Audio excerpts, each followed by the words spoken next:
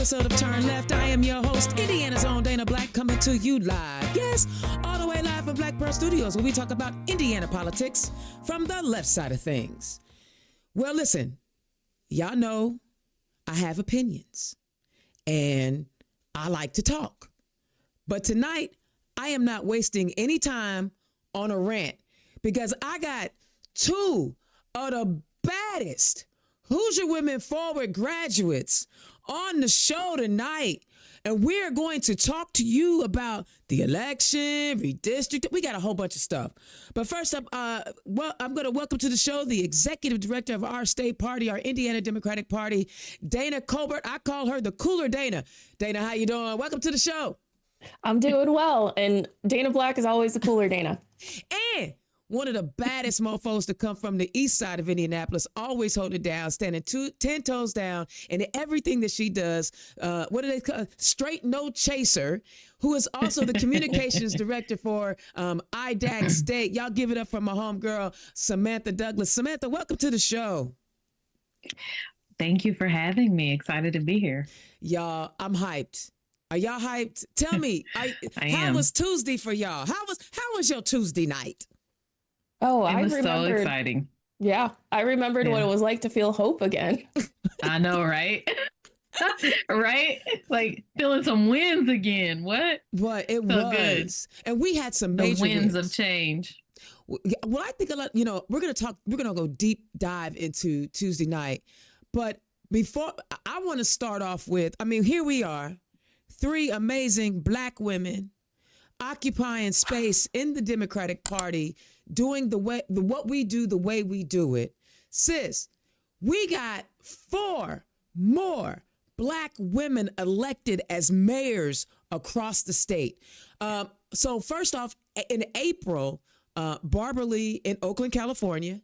And then in October 11th, Helena Moreno in New Orleans. And then last night, Mary Sheffield of Detroit, Michigan, and Darcy Applers of Albany, New York. Sisters, Black women, 10 toes down. How y'all feeling about more Black women finding themselves in executive roles? It was only a matter of time, right? Black women are incredible.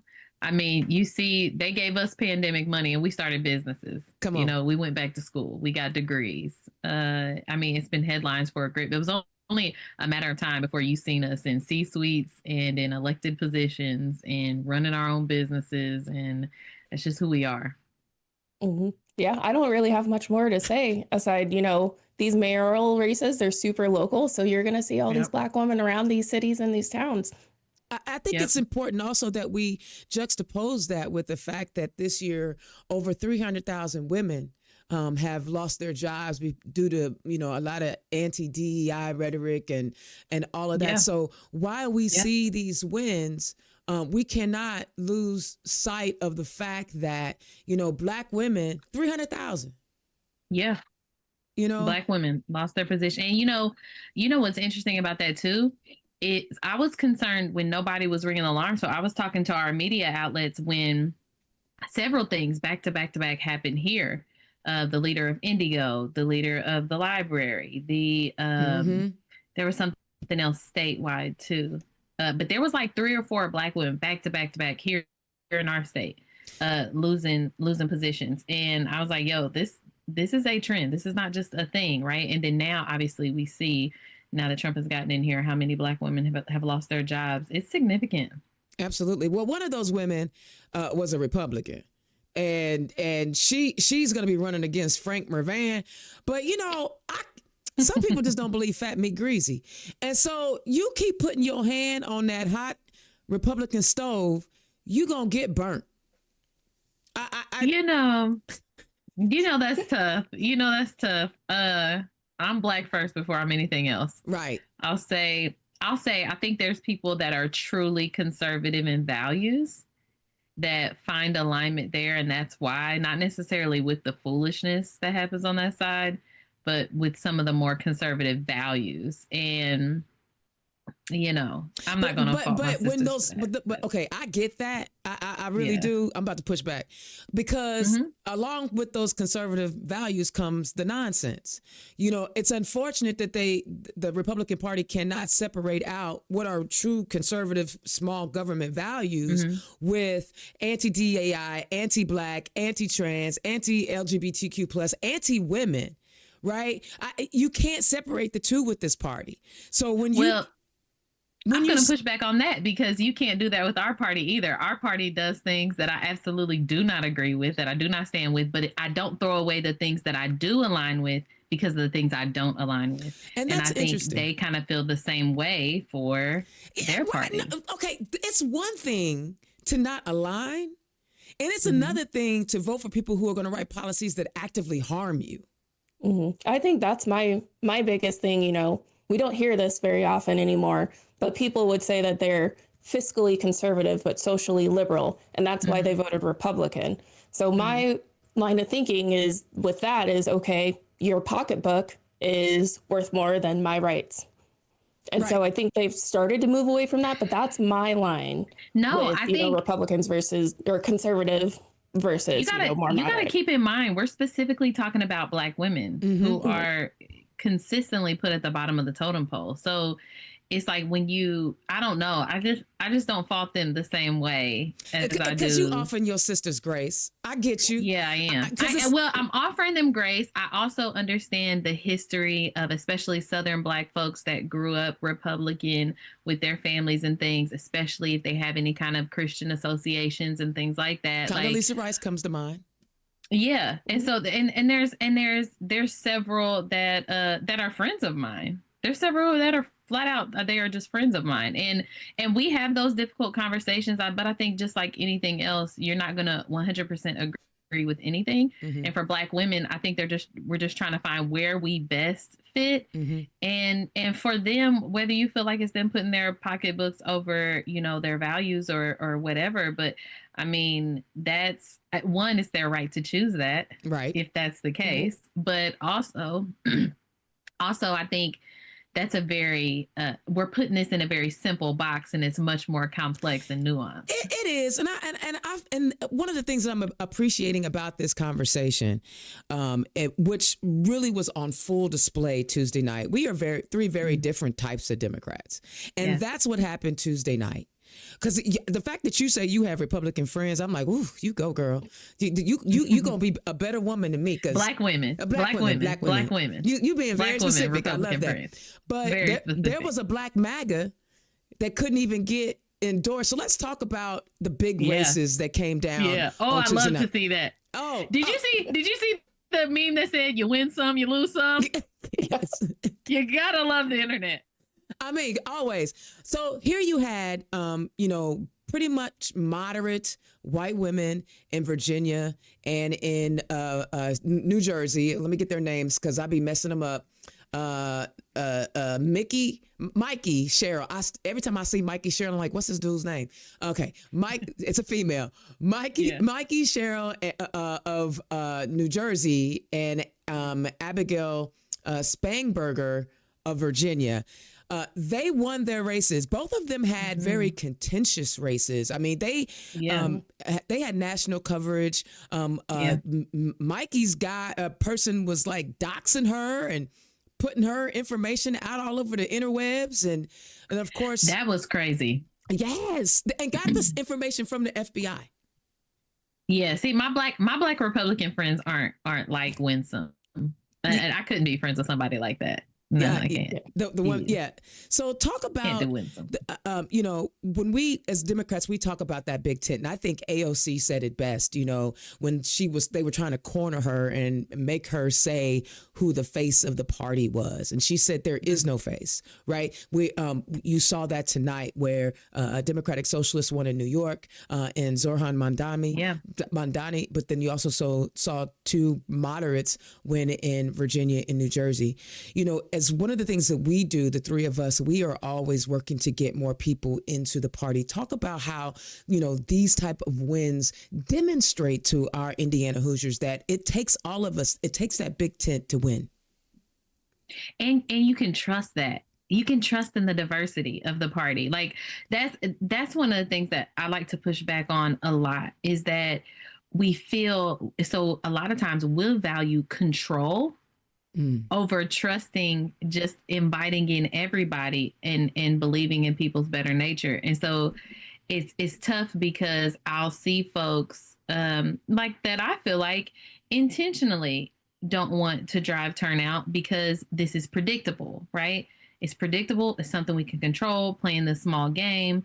But when you bust it open and you allow for diversity, it's a bit more unpredictable. And you have to just trust that the people are going to elect the right leader for them. And one of the things that I think we all should submit to is that it's the people's right to make that decision, not our personal, right? And so one of the things that I think we saw on display is just not only is our party diverse, but the places that our country is in throughout the country is diverse, right? So New York was ready for a Democrat socialist. Like that's the place in their progression that they're in. Whereas Virginia, they could never, not right now. Not right now. You know, like Virginia could not right now, but they were ready for a moderate, and that's fantastic. Like, I think that's something to consider too, that not only are we a big tent, but there's also this spectrum of where we are, each one of our cities, our states throughout the country, where we're kind of on that progressive like spectrum where we're at, and what our state is ready to accept and move into. See, Dayna, you're gonna have to jump in here because me and Samantha can go. Sorry. I know. I'm letting you guys go. I'm enjoying the conversation too as an observer. But no, I think Samantha made a great point. It's up to the voters where they're at, right? And AOC is not necessarily going to play in Pulaski County, for example, right, but she might play in Indianapolis. And so those types of differences across the state are what we need to know, and we need to be able to trust the people in those communities, our county chairs, our district chairs, those folks to help us recruit those candidates and come to the state party or the constituency caucuses or the House and the Senate caucus for those races and talk to us about, hey, this is what I think is going to work in this community. And then we all work together and get those folks elected, understanding that also, even if we did run an AOC in Indianapolis versus, Mikey Sherrill in Indianapolis, we don't know which one is going to win, but we want to support them and give them the opportunity to go to the voters. As Samantha said, go to the voters and let them choose. Like, I'm not in the business of trying to tell people who should or shouldn't be on the ballot for this, that, or the other reason, because I don't live in that community. Right. I live in Hamilton County. I know what's going to work in Hamilton County. I don't know I'm not the expert on what's going to work elsewhere, but I want to give you the tools and the support to succeed. I'm glad you said that. And before we go any further, if you're listening to Turn Left today, go ahead and click on that donate link. Every contribution that you give will be split between the Indiana Democratic Party and IDAC State. So yes, we still turning these into fundraisers because, guys, it takes money. I know that the people are struggling. I know people have been laid off. They've been furloughed. But if you have $10, $5 will go to IDAC, $5 will go to the state party. Even sign up to become a recurring donor. But you can click that link right here in the live feed, and I'll make sure I put it up on YouTube and Spotify and everywhere else. Those donations will be split between the state party and the African American caucus. All right, let's get back to it. So I'm actually, like you said, I'm happy about Mamdani. The opposition, first of all, when wealthy people sit around and talk about how badly they don't want somebody, that's probably somebody I want. Because right, that's a fact. But how about the Islamophobic campaign that Cuomo ran? The Democrat. That's exactly what I'm talking about, right? Like this is somebody. Cuomo would not be my friend, and he's a Democrat. You see, like that's the kind of stuff I'm talking about. Like I think everybody has their line, and unfortunately for them, especially for the people that supported him, what was more important to them was control, was keeping the power in the hands of the people who have been powerful, been wealthy, been like all of these things that are going to continue to benefit those type of people. And the people won in the end. And that's what I love more than anything is like, we have to get away from wanting like the right person to win and wanting the people to win. Yes. We want the people to win. Regardless who gets elected, we want the people to have a win. And what I'm so excited for New York is that it feels like their people won. And that's what you want in any kind of candidate. Anytime somebody's elected, especially for the candidates that are out there, you want your community and your people to feel like when you got elected that they got to win. Yeah. Yep. Like well, that's what you want. Go ahead, Dayna. And Mamdani won the primary. So he was the Democratic nominee. Yes, he was. And Cuomo decided to ignore the will of the people and run as an independent. And again, just speaking back, trust the people. Mamdani ran a great campaign. He actually went out and talked to New Yorkers. Yes. And that's why he went. He talked to them. He understood their issues and he had a plan to address them. I don't know if you guys watched his acceptance speech at the end of the night, but that was giving me Obama vibes. Okay. Yeah. I haven't had a chance. It was the hope. It was the hope message that was giving me the Obama vibes. Yes, I love that. And we don't always get. There's people who just have it. It's like that it factor they talk about in like Hollywood and stuff like that. When it comes to candidates and politics, there are some people, they just have it. You can't, you can't package it. You can't teach it. You can't eat it. He has it, you know? And so every time I hear him speak, I'm like, yes, like going crazy. And he's also, whether or not like, Trump always talks about, this is my starting point to negotiate. Well, why do the people think that he's the only one that has that capability of a starting point to negotiate? So when Mamdani is talking about some of the policies that he wants to implement, he's starting at a place to negotiate. So when he's talking about making, public transportation free, he's looking at it from a lens of, okay, how can I make it easier and save people money who are trying to get to work, that when they get to work, they're going to be able to use a little bit more of their money. This is a starting point. Okay, maybe by the time they sit down with the city council or whatever it is, they don't get to free, but they get to damn near free.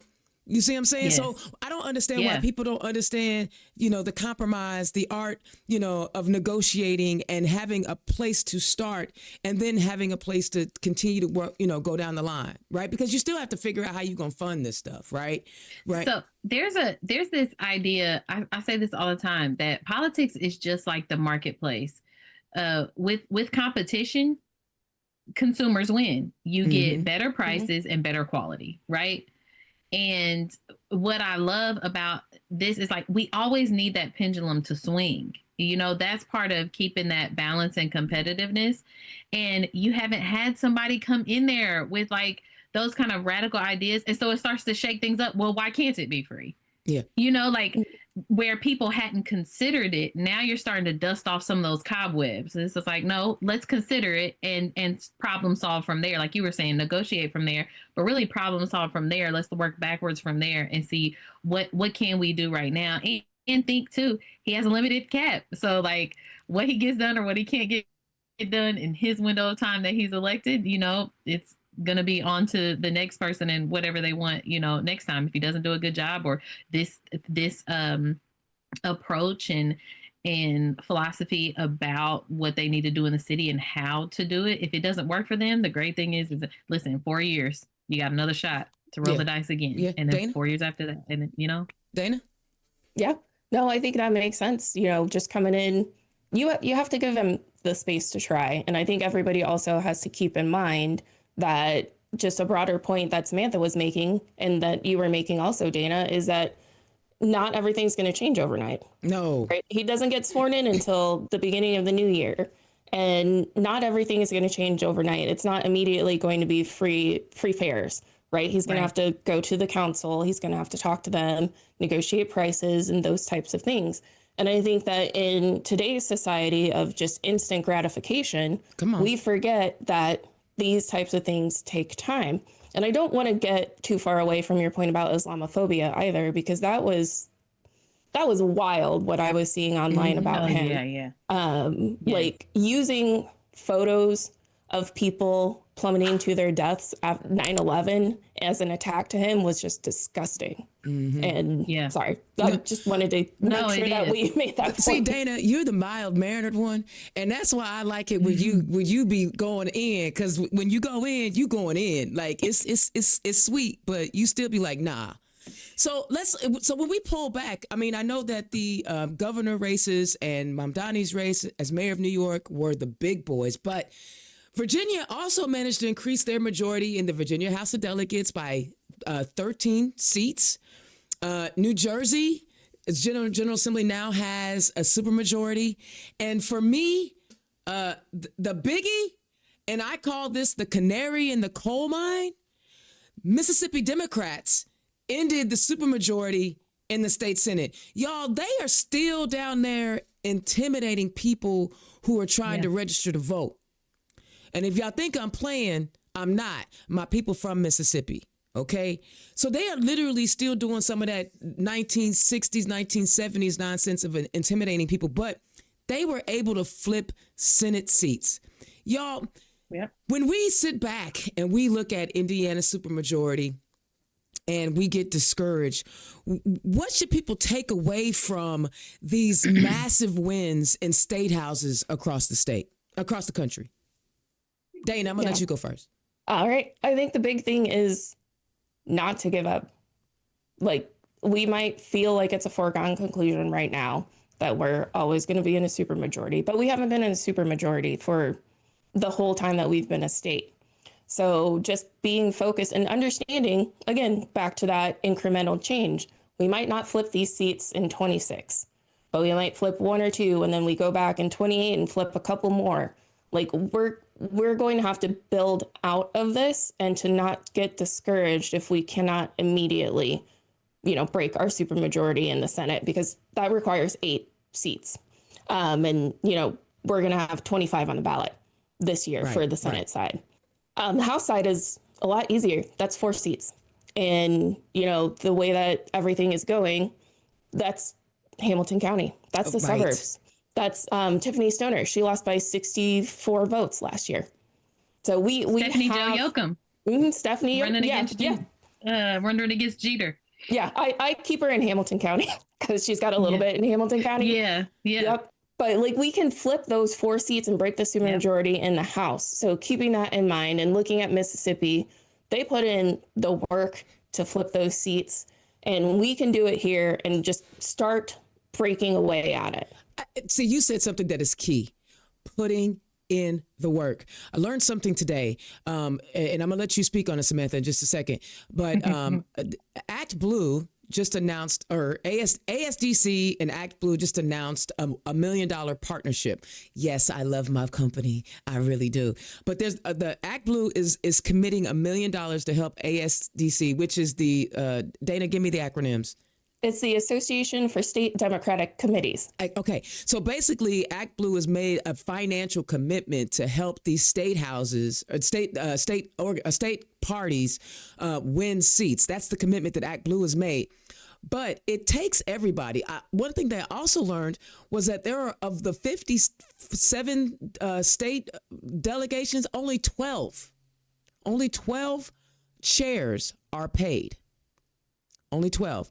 And in Indiana, there's only one Democrat who is in party leadership. I'm not talking about staff.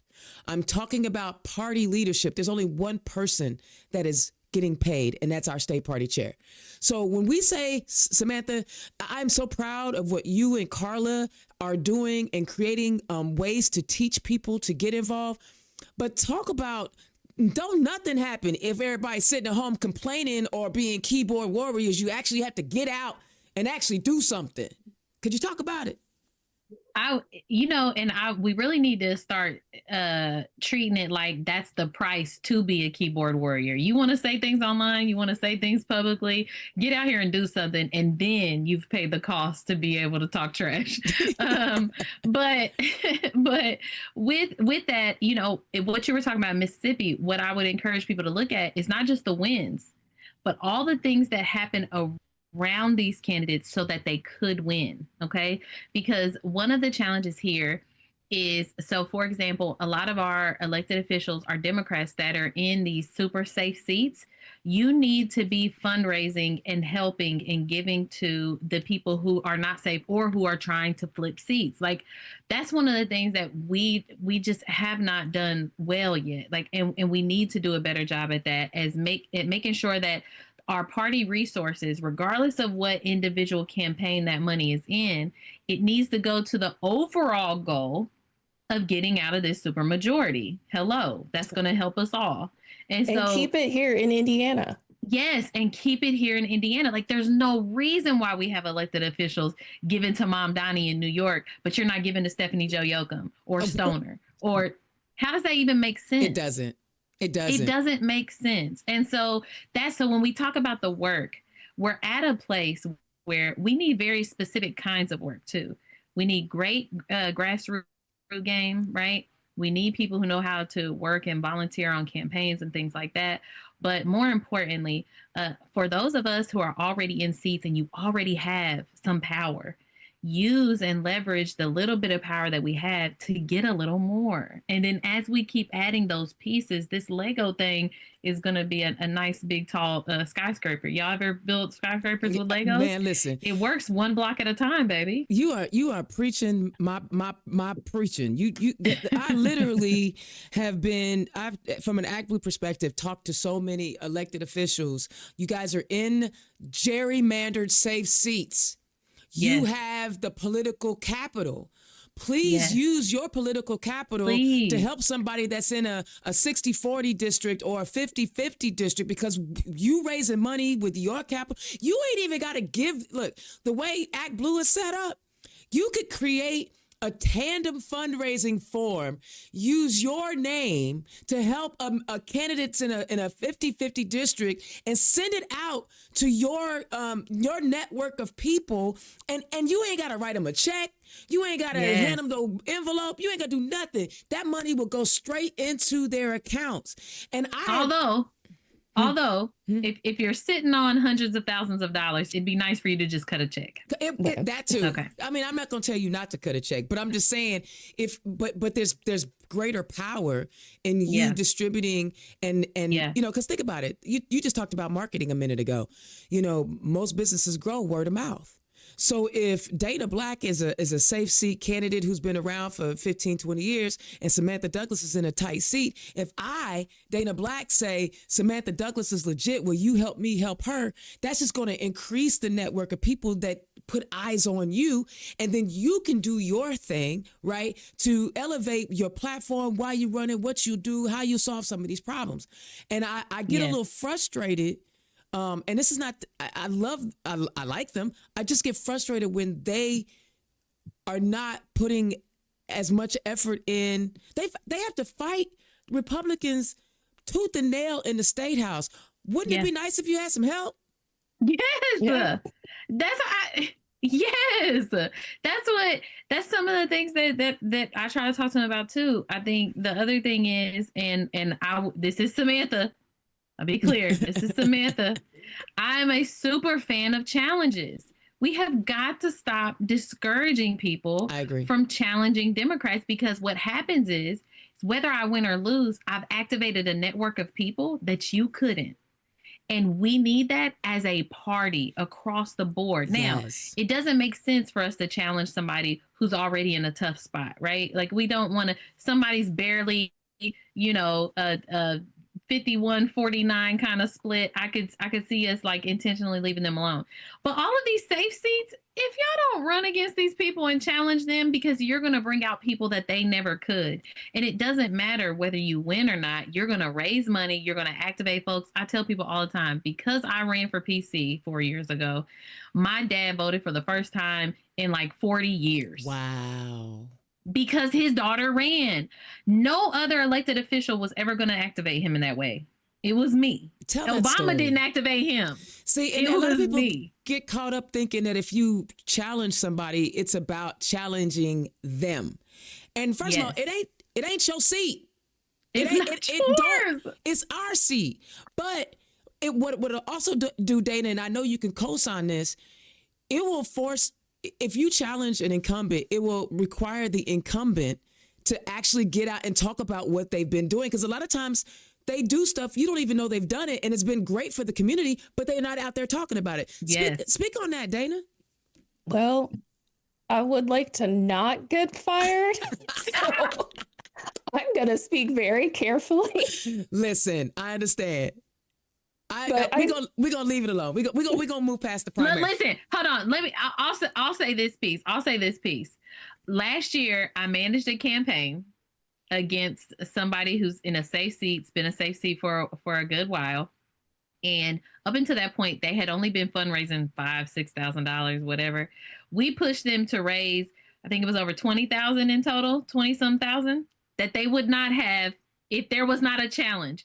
And they still won. They still kept their seat. Okay. But that community got activated in a way that it hasn't been activated in the past 16 years. And plus that's $20,000 after the primary that they could use for other people. And that's the point. And I like the way you framed it. And that was my point, Samantha. I really like the way you framed it in. It's not just about challenging somebody. It's about activating a larger portion of our base.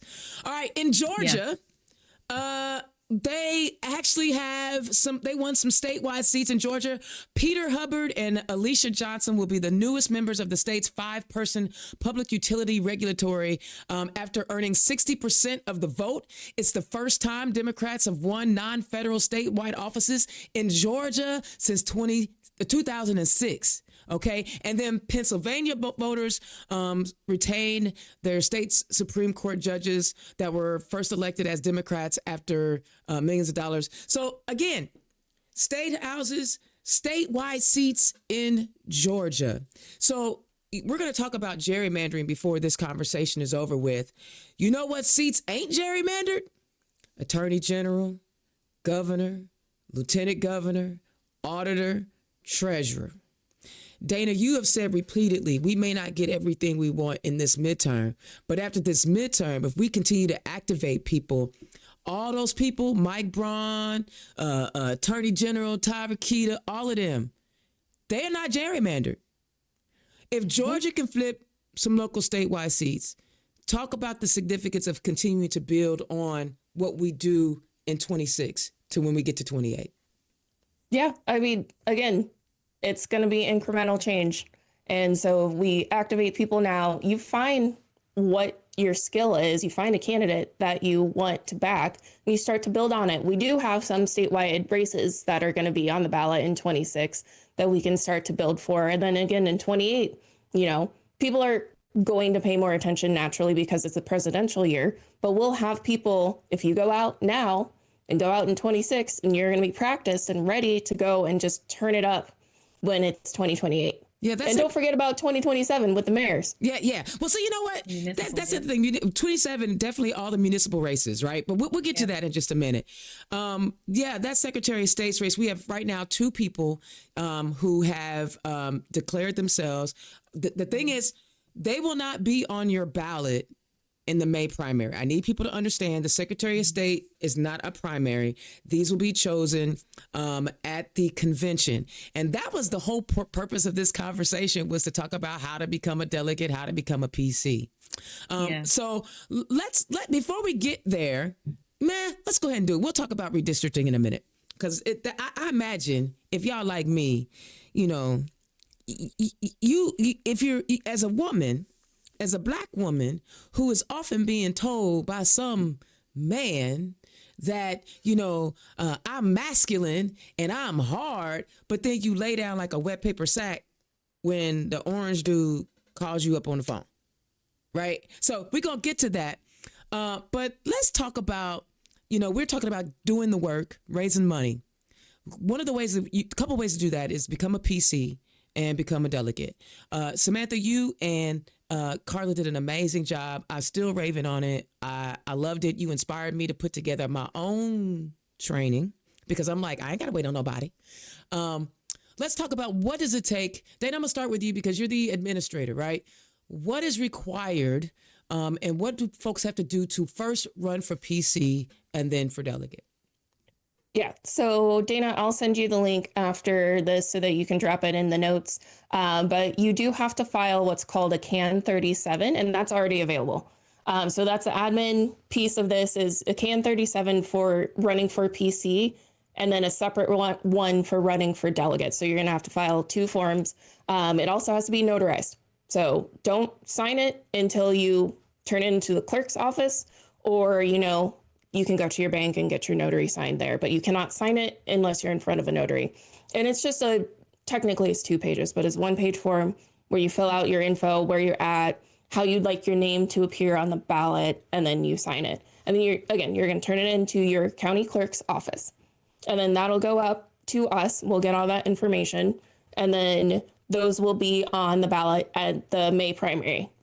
Now, caveat with PC and delegate is that they are not necessarily listed unless there are more people who have applied for it than there are spots. So the way that can be is if your county chair requests the election board to do it.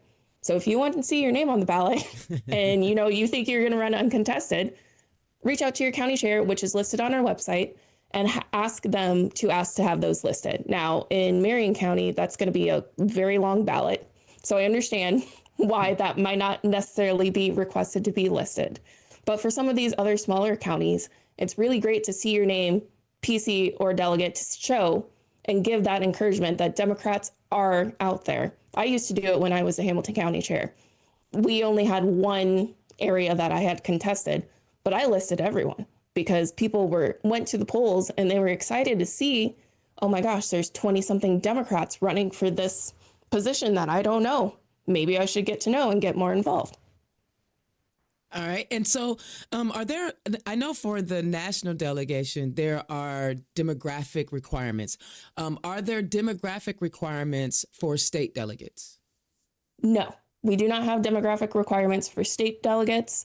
And we just recently updated the rules for precinct chair. And so that is determined, the requirements for precinct chair are determined, as well as delegate are determined by our state party rules.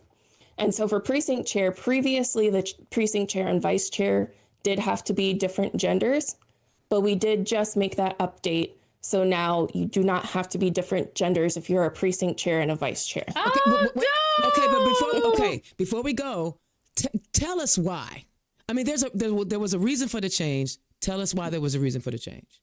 Yep. So that was initially there to provide, more opportunities for women, quite frankly, right, to be in these positions of leadership.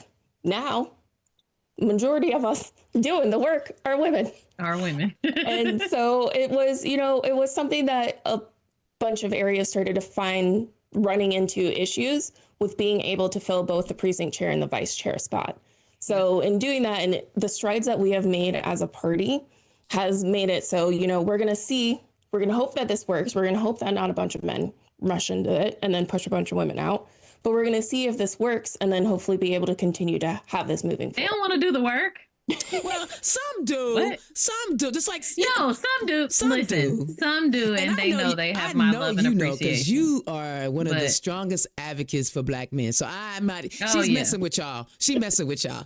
No, I'm not doing nothing shady. Nothing.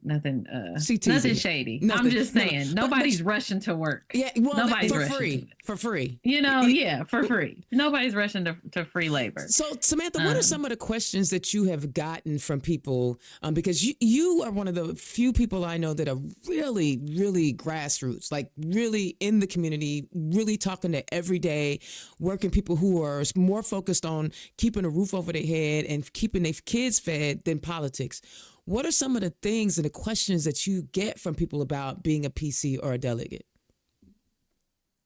A lot of questions are around like the commitment, the technical questions about running. So obviously the first question is always what the F is a PC, right? Because nobody knows. Nobody knows. This is not, So they want to know that first. But then, it's, what it takes to run. What does that commitment look like? What is the role? What do they have to do? And then everybody has some kind of form of imposter syndrome, I can't do this. I can't do. And I'm just like, have you seen our president lately? So I think you can be a PC. What are they? what are the answers that you give them, especially when it comes to like time commitment? Because that's serious. Yeah, and I tell them, and it's really not that bad. I mean, it's really, really what's involved, and I tell people this all the time, is being a connected neighbor, right? So you're going to actually go out to your neighbors and talk to them. When the party is having things coming up, or you have candidates that are coming out and things like that, you serve as that warm handoff for the information or for these people. Like, I tell this story all the time, but when Andy Nielsen came out and he ran for city council out here, he asked if I would take him around the neighborhood. Well, because I've been out in my neighborhood 3 times already that year, it was a warm handoff. So I was able to tell my neighbors, like, hey, this guy's Andy Nielsen, he's great, blah, blah, blah. And they had already seen me multiple times that same year. So it was a very comfortable, very fun conversation with them. And you get to do stuff like that, so it's not too heavy. I'd say I go out when the weather is nice. I don't even really keep track, but I want to say maybe 4 times a year or so. It's nothing like too bad. And then I make sure, obviously, that I'm going to party events and things like that, making sure that I'm going to any kind of training, staying up to date on information so I can share that as I go as well. Okay, we lost Dayna's face. I saw that. I'm still here on audio. We're trying to get the video back. I'm like, where'd she go? Okay, no problem. And the other thing, you said time commitment. What was the other one? I got distracted with the technical face move. And then what it actually takes to run. And I told, and Dayna shared some of that. Like, so you have to fill out 2 forms, but it is literally the same form for delegate and for PC. And so as we encourage people to run for PC through our PC project, we're also encouraging people to just go ahead and run for delegate too, because why not? Right. Especially that's a one-day commitment. Well, especially since we are seeing, so Secretary of State, we mentioned it, and now the auditor is the auditor and the treasurer are also on the ballot this year, right? Yes, the auditor is now technically the comptroller, but yeah, those 3 are on the ballot. Sorry for the extra light in the back. No, that's okay. I just got an issue. I gotta fix it now because you changed me. Can you? I just want to make sure I'm not cutting off her head anymore. I just got to make some adjustments. There we go. All right. And so, Secretary of State, and we're starting to see a lot of chatter. We're not going to talk about either. Blythe. I was about to say, are we going to freely talk about this? No, I ain't ready. What? Okay, can I say one thing? Yeah, you say what you want, because Okay. I think this is what I think. Regardless of who you like or who you don't like or who you think should be, everybody should have a fair shot at running for this. Exactly. And I think as a party, that should be our focus. Exactly. Is that everybody has an equal opportunity to access to the people in the party that they would need to, the delegates that would actually be voting for them. Like, we need to make sure that we're making this as fair as possible, especially when we're fighting the unfairness that we do every single day at a federal level, at a state level. It's so much more important that we hold true to those kind of values ourselves. I agree. You're not saying anything that I disagree with. The thing is, I actually know one candidate better than I do the other candidate, because they've been around longer and they've been in community longer. But that doesn't mean that they're going to be able to raise as much money as the other guy. And money, you got to have. So there's value in both of these candidates. Yeah. But if you want to have a say in it, you got to run for delegate. Yep. We're going to have over 2,500 delegate spots. So we're going to need you to run for delegate. Absolutely. And that thing says, and then you can stop with I think the other thing is, what drives me crazy is when I hear the party is putting up so and so, or the party is putting up that person. But when you have the opportunity to run for delegate to make your voice heard, you don't do nothing. Dayna, but one of the things we have to acknowledge, so part of Carla's story that she tells consistently, so a part of like our buy-in for the PC stuff is Carla tells her story about when she ran for city council here and how Jason Larison was his own tiebreaker vote, right? Because he was an appointed PC. And she talks about too how they have proof showing that he had access to the list before she did, which shouldn't have been the case, things like that. So what we can't ignore is that sometimes certain candidates come out and they feel like they are much more supported by, I won't just say the party, I'll say the powers that be, period, Okay, right? like because that. it's not just them, but I think power players have their favorites or the people they think are going to win or are worth the investment or whatever, because they're all betting on who's going to win, right? And so what I don't want to miss or ignore that piece. So when people are saying there's the validity in party, that.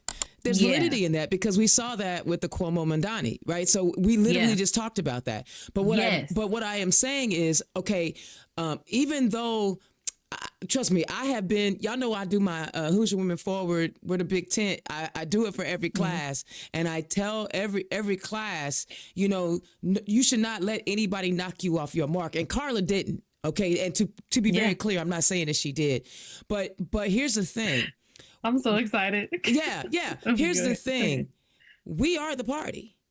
Yeah. So what I'm saying, when I'm not talking about the bad actors, because there are bad actors. I'm not going to sit up here and tell you they're not. Dayna, don't you say nothing. This ain't for you. This is for us. This is for us. This is for us. There are some bad actors. But you cannot let those bad actors and the behavior of those people knock you off your mark.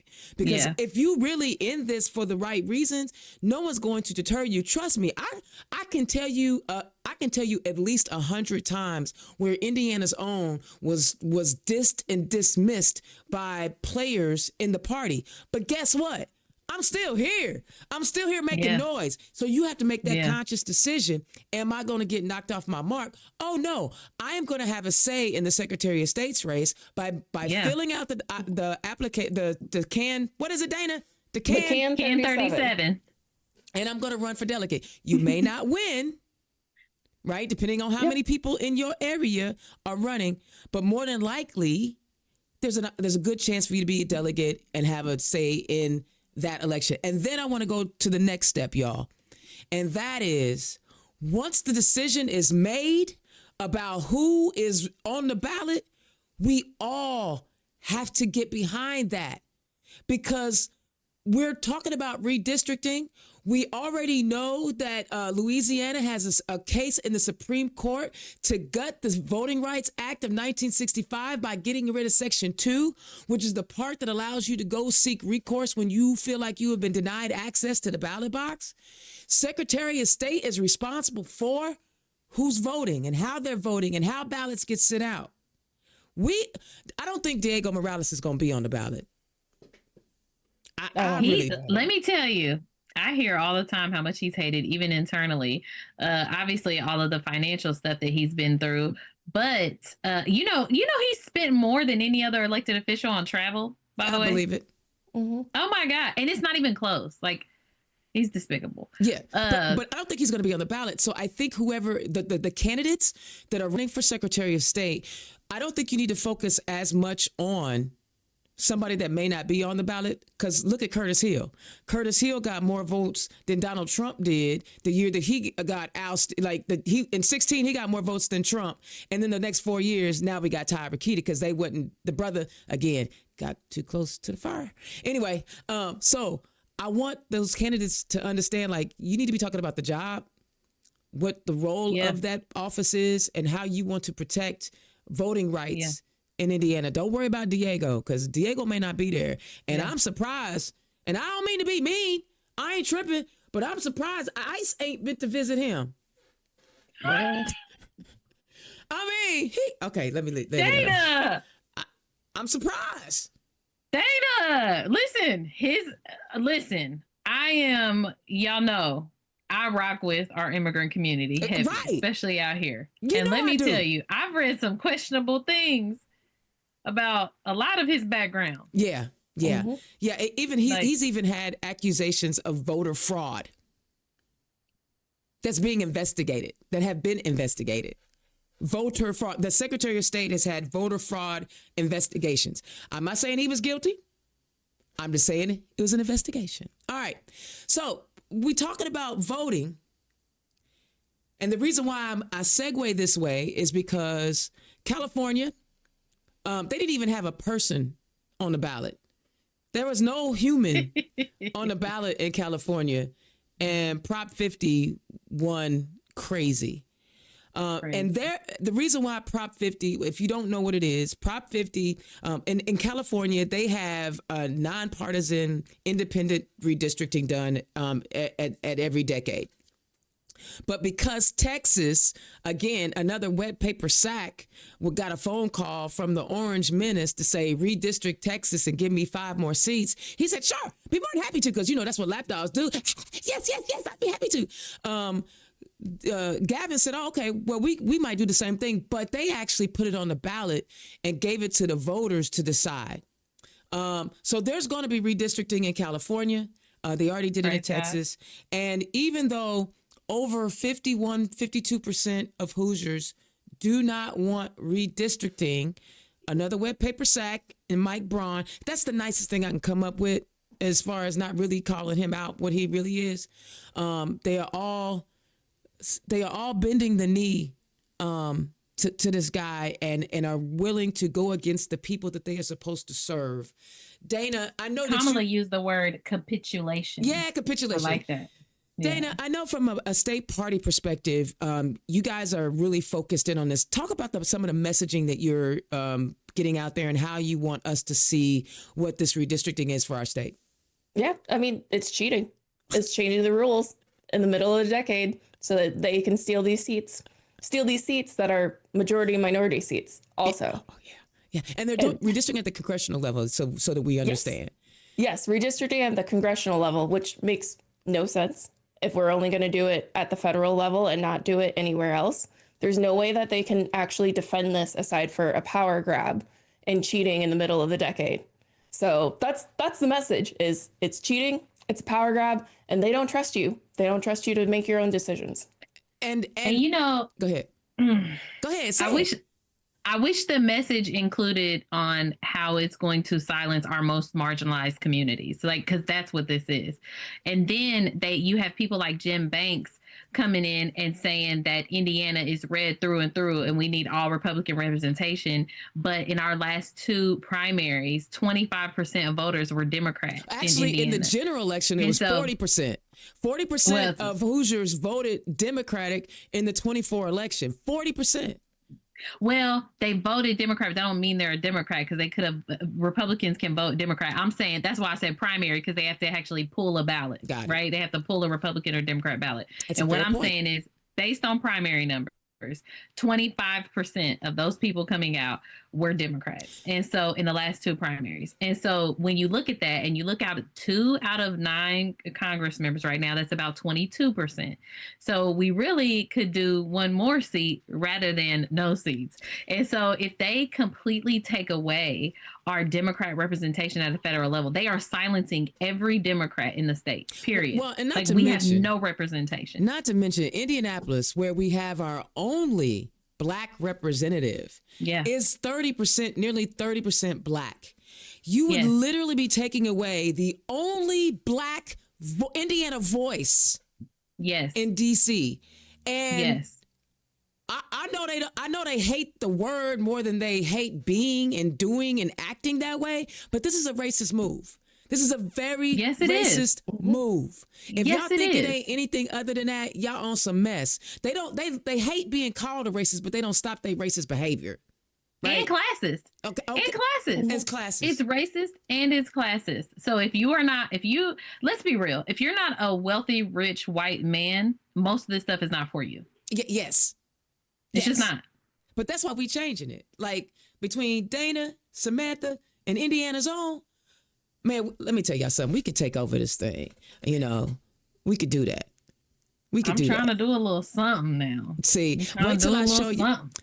Wait till I show y'all what I got. I got a whole civic engagement for the community. I've put together some slides now to explain what each of these offices do.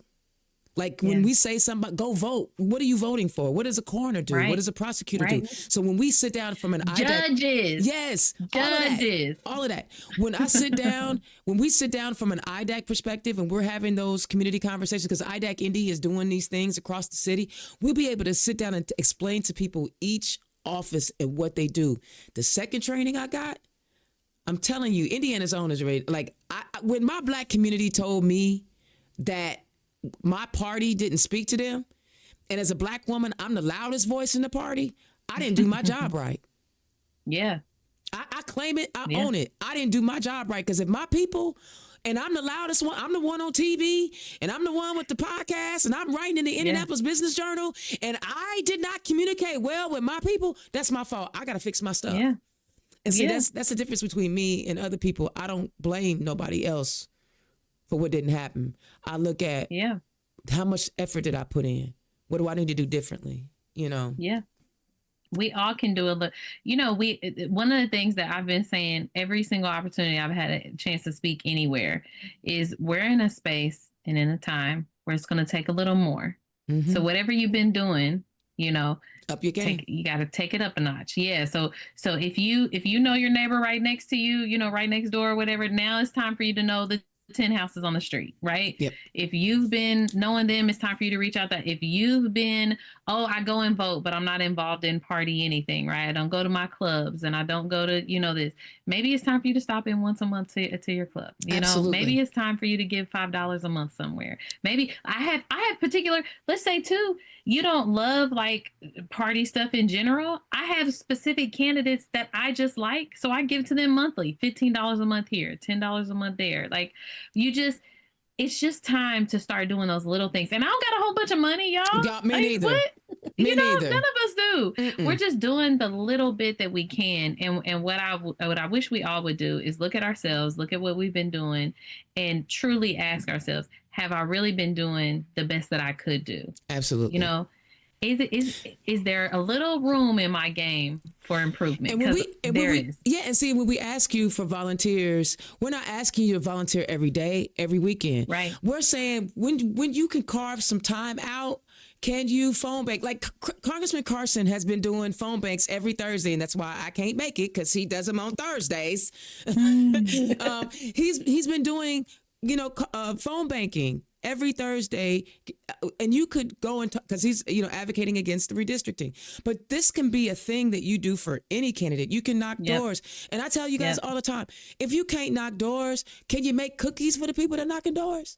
Can you buy some water for the people that are knocking doors? How about you watch somebody's kids who are out knocking doors? There's so many ways that we can all pour in to this movement. It doesn't have to be the executive director of the state party. It doesn't have to be the communications director of IDAC. It doesn't have to be a podcaster. There's so many other ways to get engaged and get involved. I'm a die on this hill. I'm a die on this hill, because people, you have something. Like I tell this story all the time, Dayna, and you know, I know it drives her crazy when I tell it, but I met Samantha at a Dominic Dorsey event. Mind you, we just tabled, both of us separately tabled at another Dominic Dorsey event. I was registering voters. She was doing her Far East Side thing. And I met her at an event, and she said, I'm an independent. And I was like, I didn't tell her she wasn't an independent. I just started asking questions. And by the time we got done with our conversation, and you fast forwarded, she graduate of Hoosier Women Forward.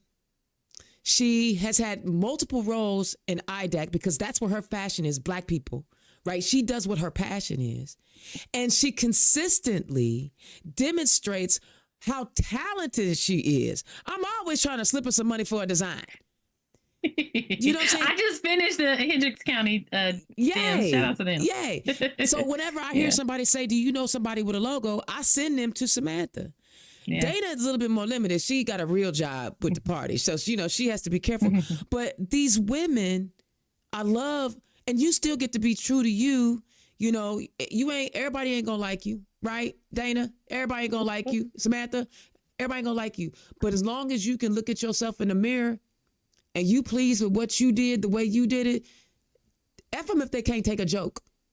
Because you're going to be, you know what I'm saying? So, I don't know. Dayna, I got to get you in here. Me and Samantha just hogging it, because we could go. I need you. I feel like I'm neglecting you.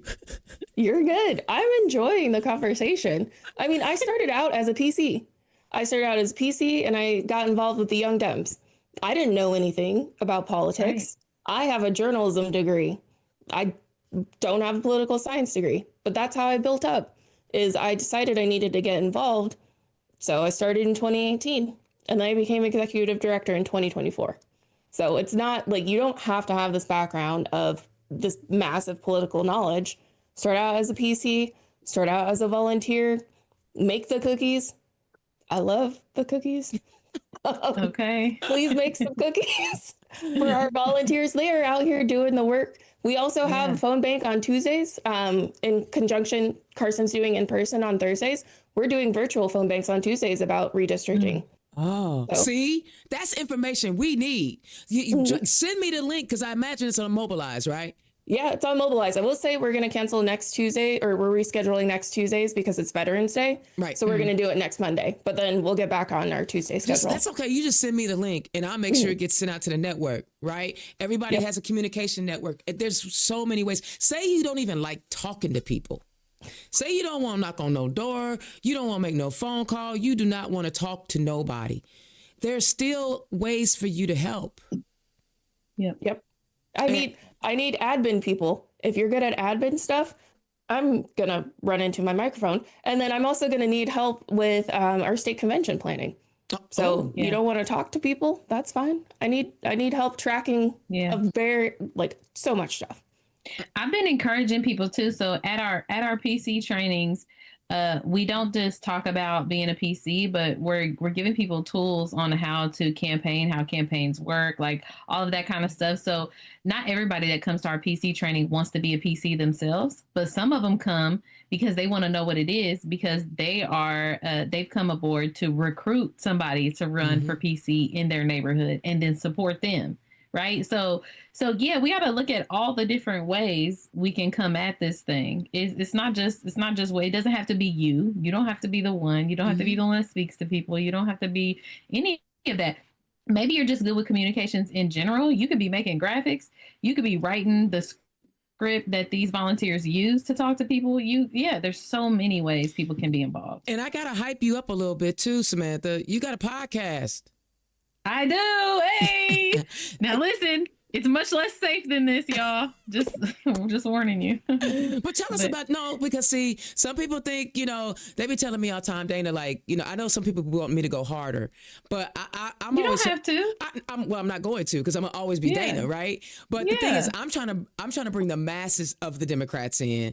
I recognize, like, just like there are and this is the part that people don't get. There are Democrats on both sides of a lot of issues. So I am not necessarily, I have my personal opinion about things, but what does it do for the movement to just spout out my personal opinions all the time? So most of them I do, for the most part. But if I think it's something that's gonna, like, I'm not getting in an argument about if it should be AOC or Chuck Schumer.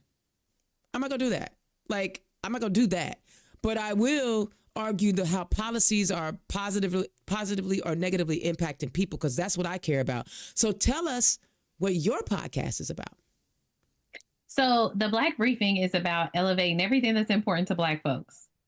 Literally, like, we go down through news topics and stuff, and we give our colorful commentary because it's funny and you need that entertainment factor to really draw folks in. But the focus of ours, where yours focus is Democrats, right? The focus of ours is to grab all of those people who aren't, right, who feel like they're on the outside of politics and they don't know much about the space, and it's hard for them to keep up on all of these topics. And so what we do is we have a whole rundown of topics. It's usually around 10, and then we literally, our 10th topic is usually called the rundown, and we hit some things, smaller things faster.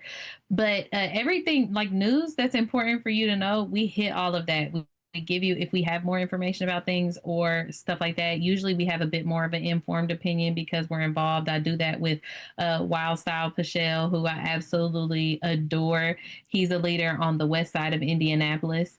And we run down through these topics, giving people our perspective. Like, because even the reason that this came about is because, like, even like my parents and stuff will hit me up and say, hey, I saw this thing. Like, why is that a bad thing? Or why is this a good thing? Or why, so they'll see a headline and they don't really understand the complexities of those things. And I realize that's a hole in our game that we need to be able to, explain and break down and sometimes give our opinions because people trust us as well, right?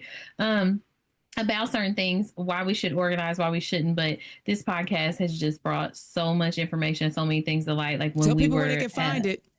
Oh yeah, on YouTube. It's the Black Briefing. Okay. At the Black Briefing on YouTube. But I also want y'all to follow IDAC's Substack though, because I know your following is more Democrats.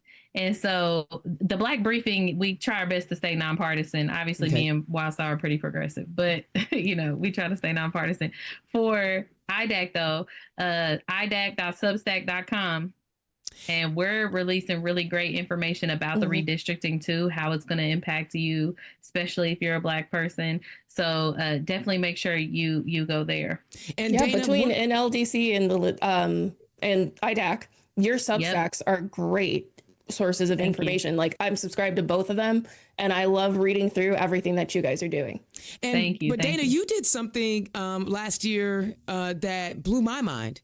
You guys, when you updated the website, you put our podcast locations on the website. So like mine and Mayor McDermott's and I think somebody else's, so that Democrats who went to the Democratic website, say they're just searching, you can find our websites. I want to thank you for that because, there's enough sun for everybody to shine. Yeah. And being able to, if you can go to maybe we ought to put those Substacks on there as well as links to them so that people can find them. So that would be great. Thank you for doing that. I know you had something to do with that. I know. I would love to take credit, but that was on there without me. Dayna, our code of conduct, our ethics committee, our Dayna. Yeah. She won't take credit for it, but y'all, we was in those meetings. Dayna. Yeah. That was that's something, the code of conduct, like personally, that was something that I had thought that we needed as a party since I had been involved. Okay, y'all got to get some background. Y'all have an insider baseball conversation. All right. No, explain it, Dayna. Yeah. So, there's a code of we now have a code of conduct, which just specifies things that, you should or should not do, which to most people is common sense, but sometimes you have to spell it out. And so as part of that, we have a code of conduct and we have an ethics committee process. So if somebody feels like someone has violated the code of conduct, which is on our website, then they also fill out a form, and then there's a full process where the ethics committee will investigate that. Assuming, the first step is, did this violate the code of conduct? Like just the way that you have described this, does this fall under something that would violate the code of conduct? And then the committee goes through completely confidential process also.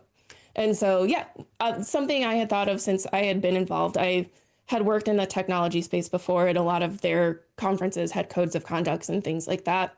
And so, it was just something like, hey, we should do this, but everything else is going on at the same time. So had a chance to sit down last year, go through all of the state parties, bylaws, and rules, if they had them available online. Across the country, all of them. Okay. Wow.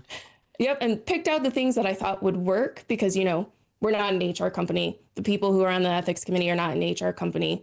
So what could work for us in this state with the resources that we had, but still make an impact? And so pulled from a bunch of them, got it passed, the code of conduct passed, in the rules that we would have an ethics committee passed at the end of last year. And then we put the process together for the ethics committee to investigate things this year. Love it. See, that one I'll take credit for sure. Yes. Yeah. Yes. But we need there's criticism about it, but I'll say this. I've seen this quote on social media that I absolutely love. And it says, make it exist first and then make it great later. Right. And so it's like, make it exist first. And the fact we didn't have a code of conduct. Yeah. And the thing is, I wrote, again, taking from multiple state parties. I knew, in theory, it seems fine. In practice, it might not work. That's totally fine. I want to make it work.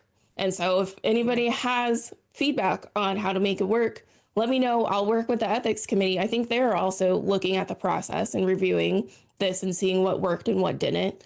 And we'll come together and we'll improve it. Like, I want it to work. and I want to work with people. So if anybody has anything that they think would strengthen it, please let me know.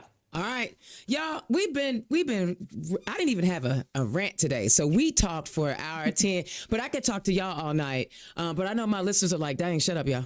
That's enough. No, they're not. They love usually, to hear us. Usually about an hour is all people going to give us, right? And so, so now before we go, I want to find out from you all what you are working on and what people can anticipate between now and before the filing period opens up for candidates. If people want to get involved, what can they do? So Samantha, I'm going to start with you, and then I'm going to close out with Dayna. So we will have our third session of the PC training I'm hoping some point this month, y'all.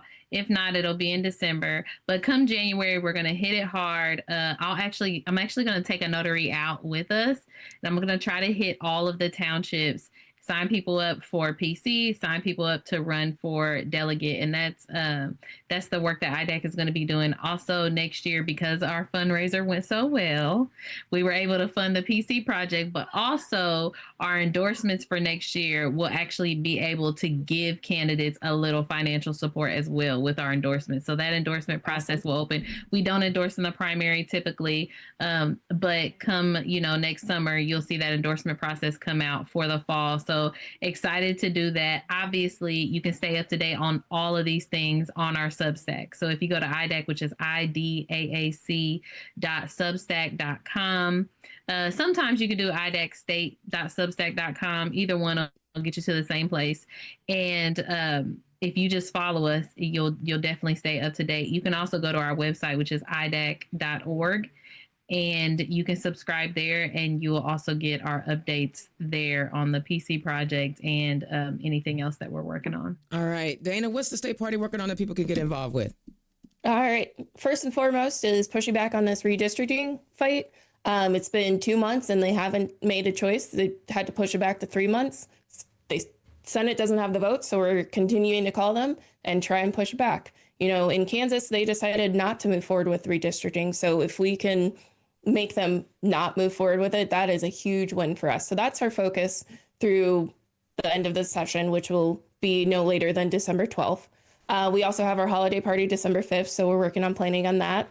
And then, recruiting candidates for next year, that's a big one. So if there will be something on everyone's ballot because you will have you'll have multiple statewide candidates, but also more local ones. We need folks to run locally. Personally, I'm advocating for people to run for clerk because in conjunction with Secretary of State, those are the folks who are running your elections in your counties. So I want strong clerks. We only have 6. So if we can get more people to run for clerk, that would be great. And it's paid. So it's a full-time gig. Yeah. Yep. And then working on state convention, it's 8 months out. It will be June 6th will be the convention day. June 5th will be our dinner right before it. I know seems like it's a long time away. No, it'll be here in a minute. I need to start planning. So, are we going to have somebody exciting for the dinner? We are hoping to. Okay. We have a lot more runway. We have a lot more connections now. So we've got a lot of good names that we are going to ask. I will also say, if it takes forever to announce the speaker, that is because they don't tell us. So we start working on it way early. They don't tell us anything until like 3 weeks before. I love it. That's a lot of good stuff. And I'm going to drop a little knowledge. So I retired from the Indiana Stonewall Democrats board. So I served on that board for 10 years. But I do want to share that they are having a Party, Pride, and Pumpkins event on November the 13th from 5 to 6:30 at the Flatiron on Penn, 605 North Pennsylvania Street, Indianapolis, Indiana. Even though I am not on the board, I care about my LGBTQ plus people because I'm LGBTQ plus people. Okay, so I'm always going to hype them up. Go make sure you support. They give their money to candidates who support, give their money to LGBTQ plus candidates and our allies. IDAC Indy specifically, we're still working on our next event in the townships. We're doing a township tour. We had 2 already, one in Center Township, one in Pike, and the next one we're trying to get is in Lawrence. And the other part of that, again, we are putting training together. And when I say I'm putting together, I'm literally just making it pretty right now.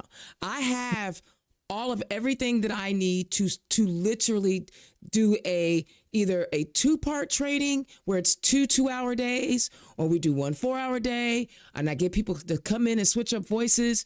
But I have everything we need to do a comprehensive training on how to run for office. Okay. I know the party can't always do those things. And if nothing else, Carla and Samantha have lit a fire under me. I'm not waiting on anyone to get her done. I am going to get her done myself. I will make an announcement. And I know the Center Township trustee will allow me to host it there because that's what she do. She good like that. Yep. I know Pike Township trustee will let me host one there. But it's coming. And if I don't have no party moniker on it, it could just be Indiana's own Dayna Black turned left doing it, right? So, people, there's plenty of ways. Latino Caucus annual fundraiser is tonight too, by the way. So if you guys couldn't make it, please give to them. They are doing incredible work, especially with our immigrant community. Yes, I am a $10 monthly recurring donor. Yes, to the Latino Caucus. Okay. Love it. Okay. All right, guys. Listen, this was a wonderful conversation. I love y'all to death. Y'all are the most amazing women in our party. I admire everything y'all do. So keep up the good work. And I will catch y'all on the flip side. All right. All right, guys. Listen, it don't happen every week where you have we just oozing with Black women. Woo! There was a lot of Black women, and I loved it. Right. Hopefully you guys really enjoyed that conversation between the state party executive director, Dayna Colbert, and the IDAC communications director, Samantha Douglas.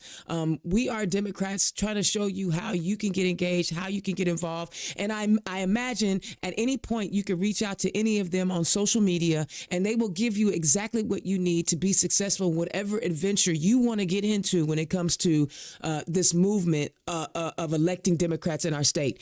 On Tuesday night, you saw what we were capable of when we come together and do the work. Keyboard warriors, I'm good. We don't need them. I'm good. I need people who are going to put boots on the ground, money in the pockets, or feed people or something, or do some data entry, something. At this point, opinions are like assholes. So in the meantime, I will definitely have a show next week. I'm excited because, this is that time of year where I start ramping up. You know who I'm having on next week?